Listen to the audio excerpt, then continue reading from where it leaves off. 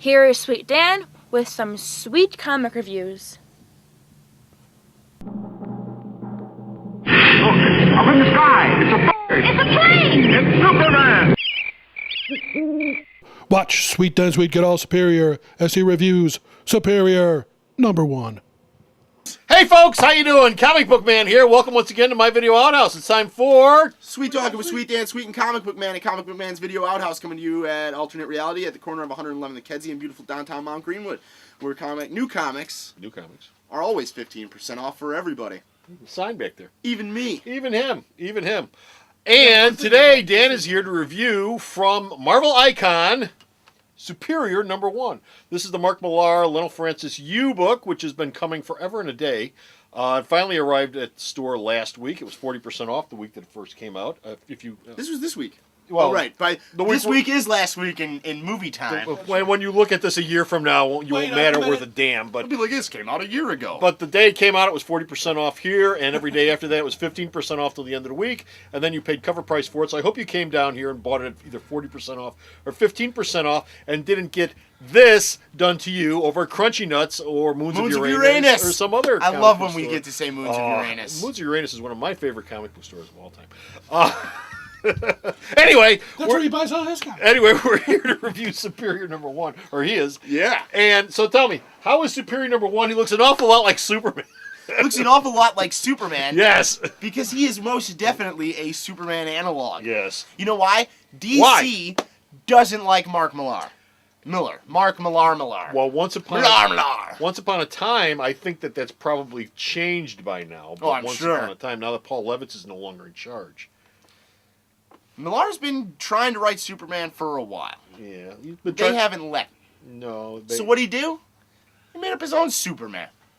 Well, one of the reasons they probably haven't let him do Superman is because there's a little bit of legal problems attached to Superman right now with DC, and I don't think that they definitely aren't looking for the 3-year cosmic epic for Superman to get started over at DC, because he might be gone next year. You don't want to like pull the rug out underneath at the last minute. But still, yeah, he's been wanting to do Superman. He's been wanting to do Superman for a while, so he finally said, "I'm going to do my own version of Superman." Okay.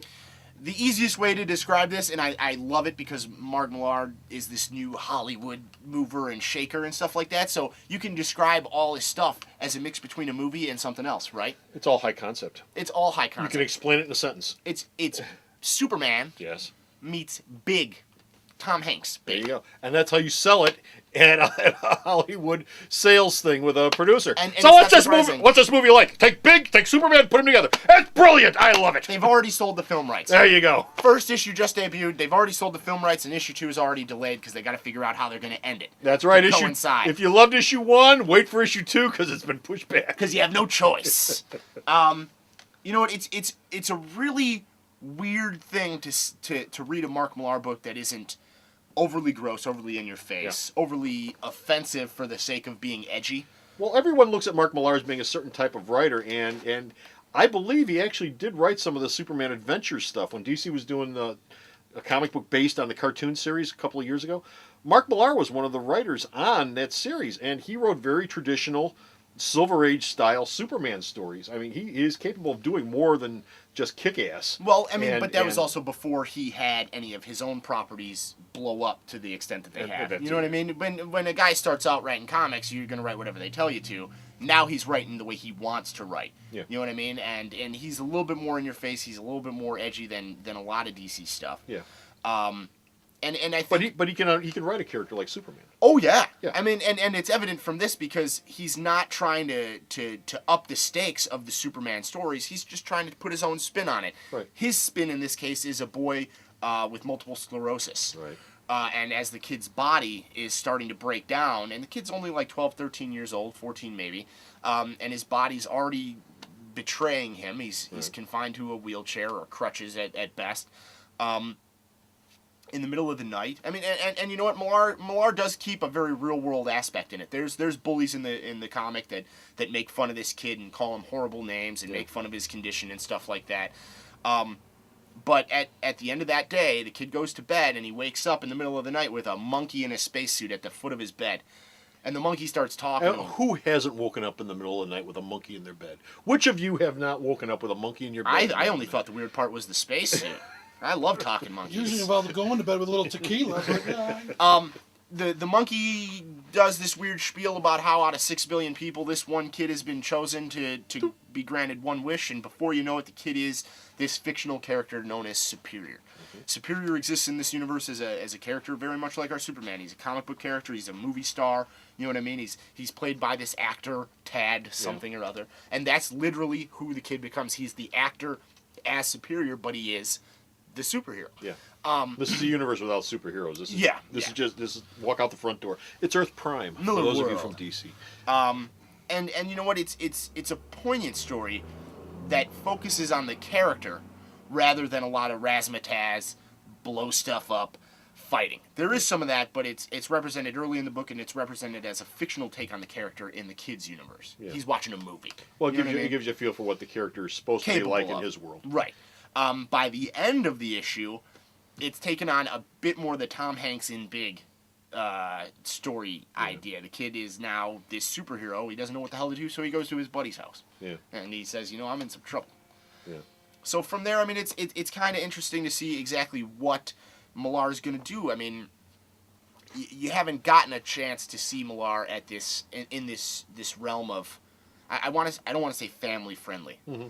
I want to say all ages. Yeah, maybe I mean, it's a book that you can approach with a kid. You can approach it as an adult, and you still get this sense of wonder, this sense of enchantment that he's trying to accomplish with it. Right. You know what I mean? You get the feeling that he's really in love with the Superman mythos, mm-hmm. The concept, the character, all of it, and he's just trying to inject a bit of humanity into it. We debated as to whether it's more Superman or Captain Marvel, Billy Batson, Shazam stuff. It's more like I think it's more like Captain Marvel, Billy Batson, but everyone's going to go to Superman with the obvious parallel. But since he changes into an adult, it's more like Captain. I think the difference is going to be whether or not he's changing back and forth. Right, which they don't establish. We don't know yet. And I don't know exactly how many issues this is, 4 or 5 or something. I think it's 5. I wouldn't be surprised. But there's plenty of time to do a lot of stuff with it. You know what I mean? He could take it in any number of directions now.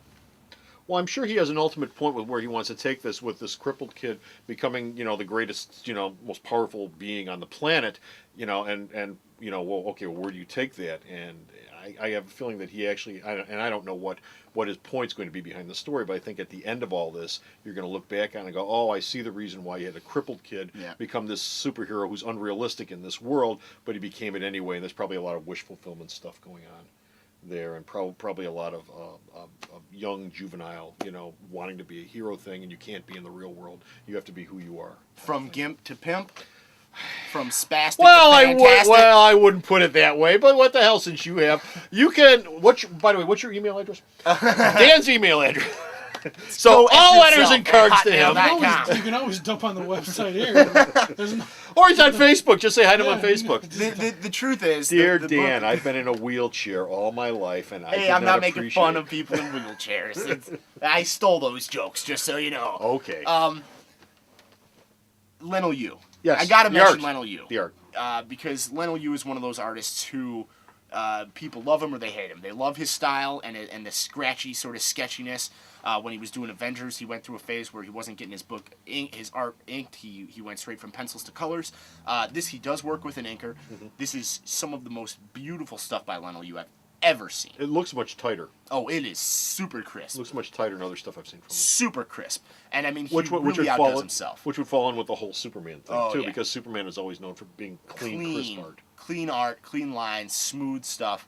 But it still has that Lionel Yu grit to it. Mm-hmm. I mean, it sounds sort of contradictory to say it's a clean book with a gritty feel, but it really just captures the dirty grime, while at the same time injecting all of it into the very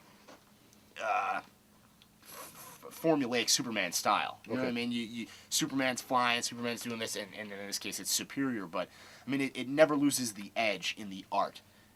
Whereas the story might be a little bit soft in places. Yeah, because it's supposed to be. The art is very much in your face, and I mean, when you see Superior take a subway train and smash this giant robot dude, I mean, the train's crumpling, you know, speed lines everywhere, you feel it. You know what I mean? There's a kinetic energy to his pencils that I really, really appreciate. And I mean, he's still one of my favorite artists. So this is a double thumbs up. This is superior to a lot of books out there. So on you that, you see what I did right there? You didn't steal that joke from anybody. I didn't steal that one from anybody. That was lame. Anyway, go to the store's website though, and you can read all of his double plus good reviews of many, many, many other books. And where's the store's website at? Sarah. Sheesh, we just bookmarked the page already? www.myalternatereality.com. So stop off at the store's website, check out all of Dan's reviews, and until next time, this is Comic Book Man. This is Sweet Dan Sweet. Saying, bye! The hero of the month this month at Alternate Reality is Marvel's entire pantheon of gods. All my Thor, Hercules, Eternals, and every other god in the Marvel Universe, their trade paperbacks, are 25% off. That includes all softcovers, hardcovers, Masterworks Essentials, everything. And that also includes all back issue comics for all those characters.